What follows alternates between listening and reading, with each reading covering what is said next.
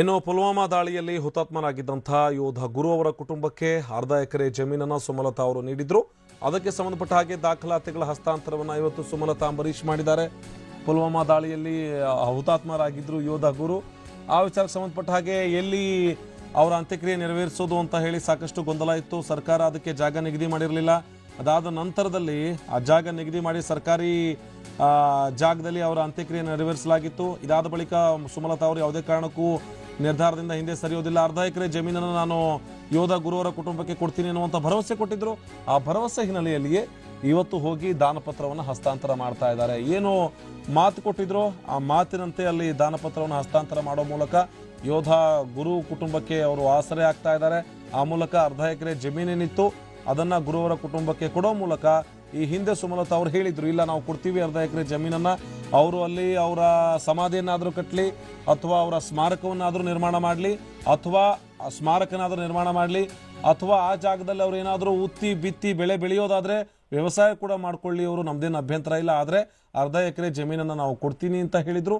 ಕೊಟ್ಟ ಮಾತಿನಂತೆ ಸುಮಲತಾ ಅವರು ಹೋಗಿ ದಾನಪತ್ರವನ್ನು ನೀಡೋ ಮೂಲಕ ಯೋಧ ಗುರು ಅವರ ಕುಟುಂಬಕ್ಕೆ ಆಸರೆಯಾಗುವಂತ ಕೆಲಸವನ್ನ ಸದ್ಯ ಮಾಡ್ತಾ ಇದ್ದಾರೆ.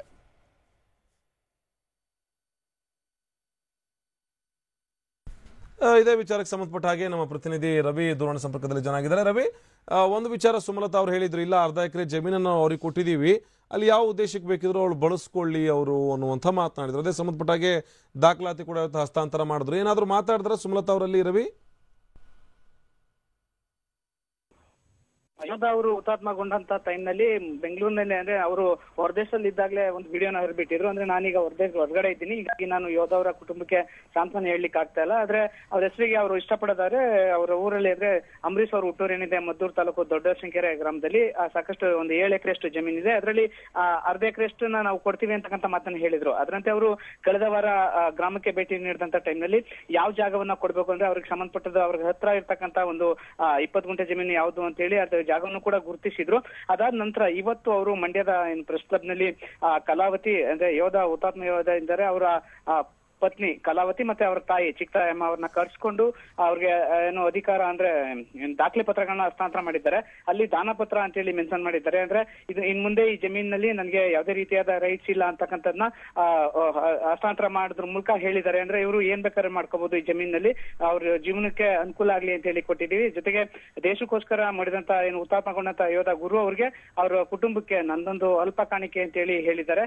ಇದೇ ಟೈಮ್ ನಲ್ಲಿ ಗುರು ಅವರ ಪತ್ನಿನೂ ಕೂಡ ಸಾಕಷ್ಟು ಒಂದು ಕೃತಜ್ಞತೆಯನ್ನು ತೋರಿಸಿದ್ರು. ಮತ್ತೆ ಅವ್ರಿಗೆ ಕಾಲಕ್ಕೆ ಬಿದ್ದು ನಮಸ್ಕಾರ ಮಾಡ್ಲಿಕ್ಕೆ ಹೋದ್ರು. ಆದ್ರೆ ಸುಮಲತಾ ಅವರು ನಮಸ್ಕಾರ ಮಾಡಿಸ್ಕೊಳ್ಳಿ ಬೇಡ ಅಂತಂದ್ರು. ಆದ್ರೂ ಕೂಡ ಇವರು ಇರ್ಲಿ ನಿಮ್ಮಂತವ್ರ ಆಶೀರ್ವಾದ ಬೇಕು ಅಂತ ಹೇಳಿ ಅವ್ರ ಕಾಲ್ ಬಿದ್ದು ಆಶೀರ್ವಾದ ತಗೊಂಡ್ರು. ಜೊತೆಗೆ ಇಂತ ಏನ್ ಜಮೀನು ಕೊಟ್ಟಿದ್ದಾರೆ ಇದನ್ನ ವೈಯಕ್ತಿಕವಾಗಿ ನಾವು ಬಳಸ್ಕೊಳ್ಳಲ್ಲ, ಜೊತೆಗೆ ಏನು ಅಂದ್ರೆ ನಮ್ಮ ಕುಟುಂಬದ ನಿರ್ವಹಣೆಗಷ್ಟೇ ಮಾಡ್ಕೋತೀವಿ, ಆದ್ರೆ ಯಾವುದೇ ರೀತಿ ಯಾವ ಸಂದರ್ಭದಲ್ಲೂ ಕೂಡ ಇದನ್ನ ಮಾರಾಟ ಮಾಡಲ್ಲ ಅಂತಕ್ಕಂಥ ಒಂದು ಭರವಸೆನ ಕೊಟ್ಟಿದ್ದಾರೆ. ಜೊತೆಗೆ ಏನ್ ಕುಟುಂಬದ ಮೇಲೆ ಸುಮಲತಾ ಅವರಾಗ್ಲಿ ರಾಜ್ಯದ ಜನತೆ ಆಗ್ಲಿ ಇಟ್ಟಿರ್ತಕ್ಕಂಥ ನಂಬಿಕೆನ ನಾ ಖಂಡಿತ ಉಳಿಸ್ಕೋತೀನಿ ಅಂತಕ್ಕಂಥ ಮಾತನ್ನ ಕಲಾವತಿ ಅವರು ಹೇಳ್ತಾ ಇದ್ದಾರೆ. ಆನಂದ್, ಧನ್ಯವಾದ ರವಿ ಮಾಹಿತಿಗಾಗಿ.